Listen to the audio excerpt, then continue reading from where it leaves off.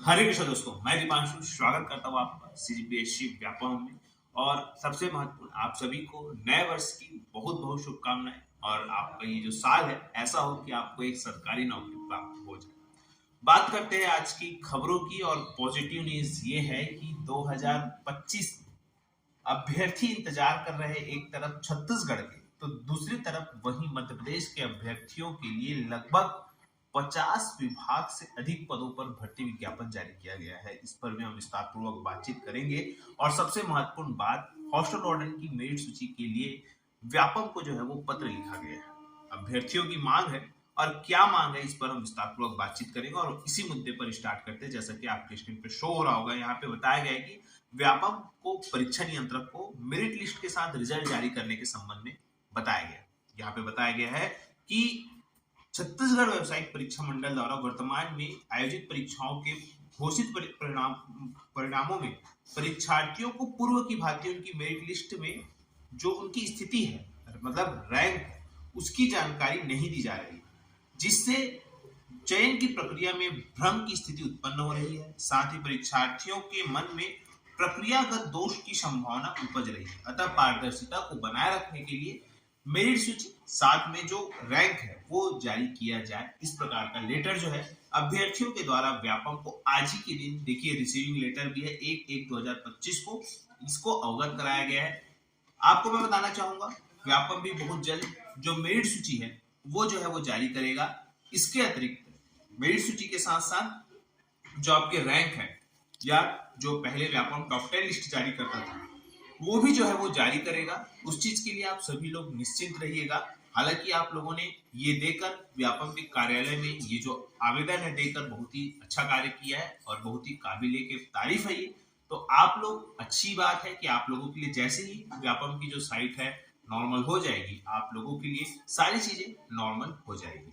और जो भी आप लोगों का जो रैंक है, या जो आपकी वास्तविक जो स्थिति है, क्या है, कितने नंबर में सिलेक्शन हुआ है। बहुत सारे अभ्यर्थी बोल रहे थे कि सर कितने नंबरों पर हॉस्टल ऑर्डर में लाने पर चयन हुआ होगा, क्या हमारा 75 नंबर आ रहा है, हमारा 80 नंबर आ रहा है, हम इस कैटेगरी के, हम उस कैटेगरी के हैं, तो क्या हमारा सिलेक्शन हो सकता है क्या। तो देखिए, जो अभी तक हमारे पास एक डेटा उपलब्ध हुआ है उसके मुताबिक जो सामान्य वर्ग का कट ऑफ है वो बहुत ही हाई जाया गया है। लगभग मैं आपको ऐसे 25 से 30 कैंडिडेटों के नाम ऐसे ही बता पाऊंगा जो हमारे पास, जिनका बोल सकते मार्कशीट आया है और जिनके नंबर 80 से 85 के बीच में। और इनकी जो संख्या है, अगर हम बात करें तो लगभग 30 से 50 जो संख्या है ये 80 से 85 वाले हैं।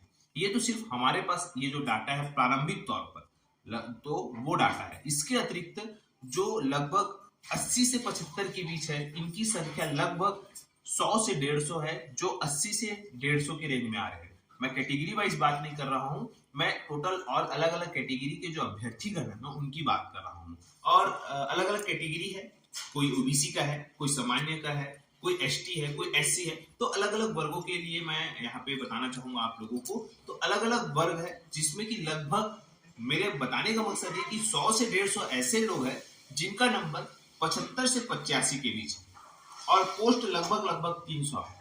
अब कैटेगरी के वाइज डिवाइड करना ये तभी होगा जब आप हमारे टेलीग्राम चैनल से जुड़ेंगे और अपना अपना नंबर जो आपका मेरिट जो आया है नंबर, मार्कशीट, उसको आप शेयर करेंगे, तभी हम उनको बता पाएंगे।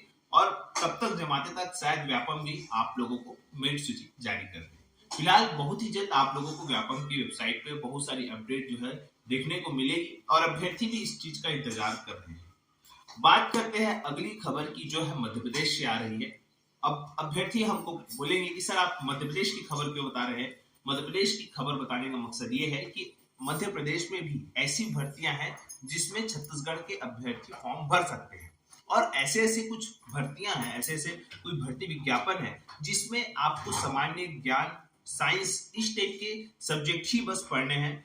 और बहुत सारे पद ऐसे भी है जहां पे आपको जो सामान्य अध्ययन का अध्ययन करके भी आप उस पर सिलेक्शन ले सकते हैं। इसी वजह से आज आपको मैं बताना चाहूंगा कि जो मध्य प्रदेश का कर्मचारी चयन मंडल आयोग है या मध्य प्रदेश लोक सेवा आयोग है, दोनों ही विभागों ने बम्पर मात्रा में भर्ती का प्रारंभिक विज्ञापन जारी कर दिया है।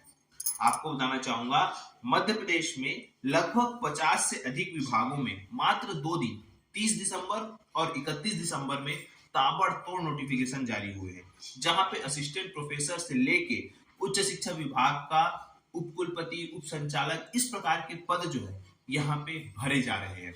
साथ ही जो स्टेट इंजीनियरिंग सर्विस है मध्य प्रदेश का, वो उसका भी भर्ती विज्ञापन जारी किया गया है।